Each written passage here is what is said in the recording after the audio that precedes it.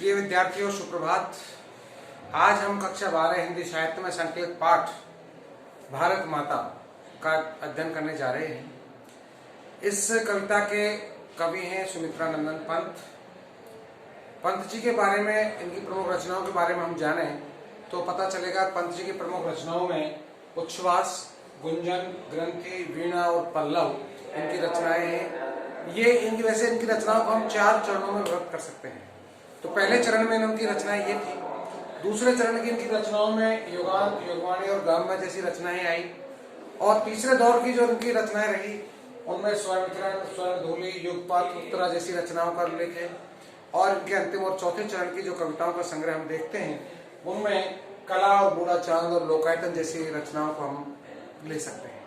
आज आप इनके द्वारा रचित भारत माता कविता आप पढ़ने जा रहे हो। इस कविता में आप देखेंगे कि भारत माता कविता में स्वतंत्रता से पूर्व के ग्रामीण जीवन का यथार्थ वर्णन या चित्रण यहाँ पर किया गया है।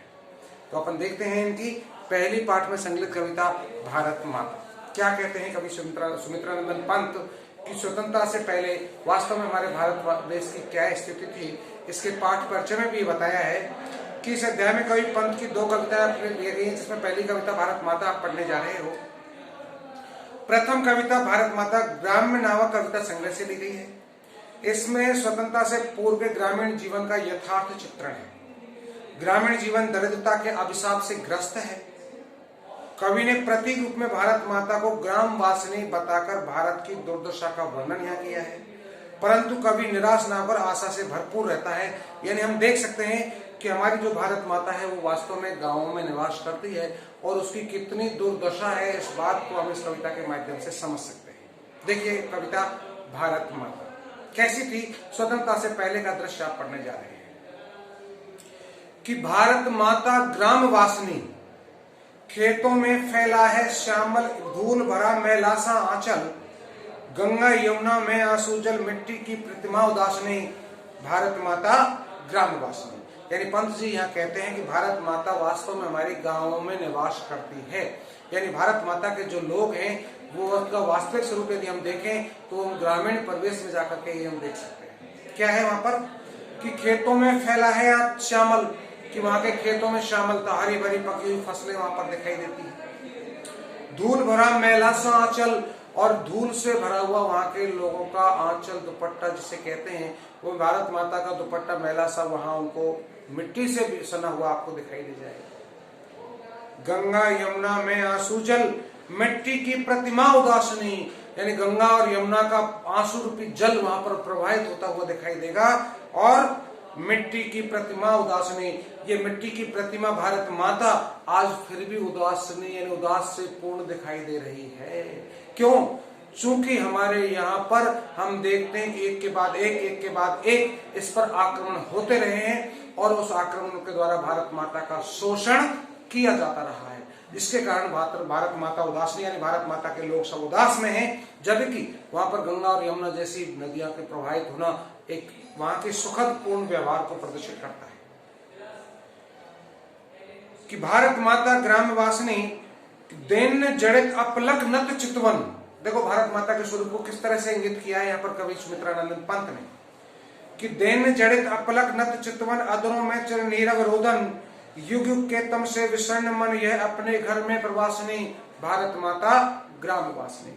वास्तविक भारत माता के दुख को इन पंक्तियों में यहाँ सुमित्रा नंदन पंत ने अभिव्यक्त किया है।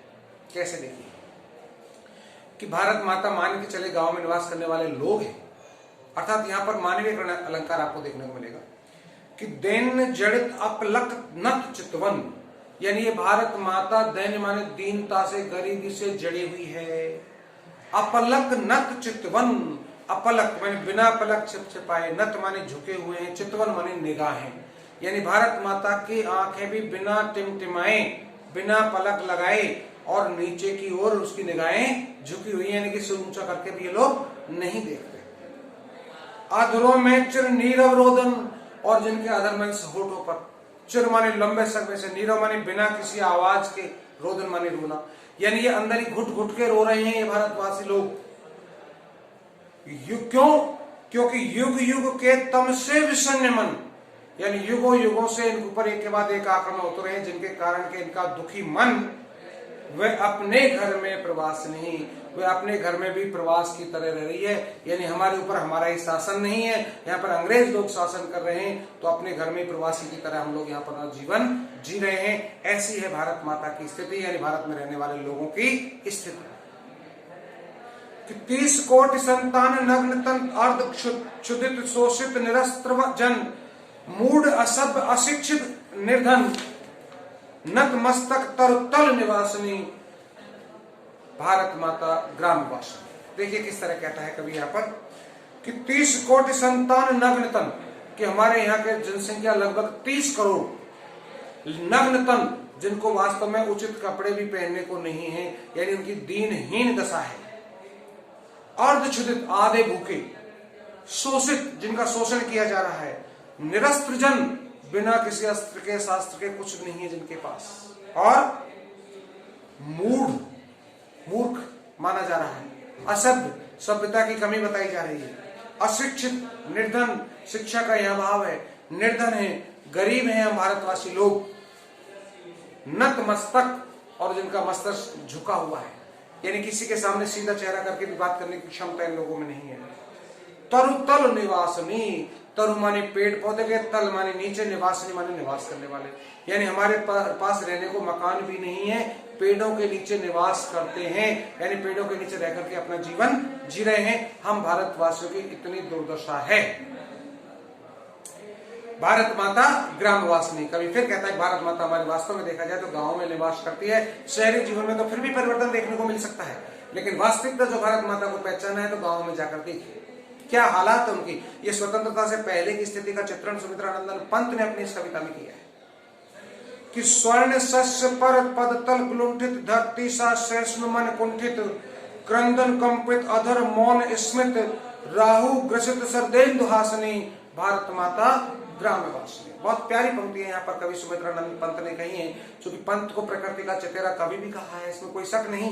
तो प्रकृति के सानिध्य में रहते हुए कवि ने किस तरह से अपनी रचनाएं भारत माता को यहाँ पर अभिव्यक्त किया है, आप समझ सकते हैं कि स्वर्ण शस्य पर पद तल लुंठित, स्वर्ण शस्य सुनहरी श्यामलता यहाँ पर है, यानी हमारे यहाँ पर सुनहरी फसल पैदा है, यानी पकी हुई फसलें यहाँ पर दिखाई देती हैं, पर पद तल लुंठित, लेकिन पैरों के तले दबी हुई है, यानी हमारे ऊपर दूसरों का शासन है, हमको दबा रखा है, शोषण हो रहा है हमारा। धरती सा सैष्णु मन कुंठित, और धरती के समान विशाल हमारा मन आज कुंठा से भरा हुआ है, यानी बहुत विशाल हृदय रखते हुए भी हमारा हृदय आज दुखी। क्रंदन कंपित अधर मौन स्मित, क्रंदन रोना चिल्लाना चीखना, कंपित कंपायमान होना, अधर मौन हमारे होठों पर जो मौन स्मित जो मुस्कान है, यानी हमारी स्मित मानी मुस्कान भी है, वो स्मित भी हमारी बिल्कुल मौन है, यानी हमारे चेहरे पर मुस्कान भी नहीं है। राहु ग्रसित सरदेन्दु हासनी, कितना अच्छा उदाहरण यहाँ पर दिया है, हमारी स्थिति कैसी बताई है, यानी राहु और केतु के श्राप से होता हुआ शरद रात्रि का चंद्रमा जिस तरह दिखाई देता है उदास, ऐसे ही हमारे भारतीय लोग आज उदास दिखाई दे रहे हैं। भारत माता ग्रामवासी।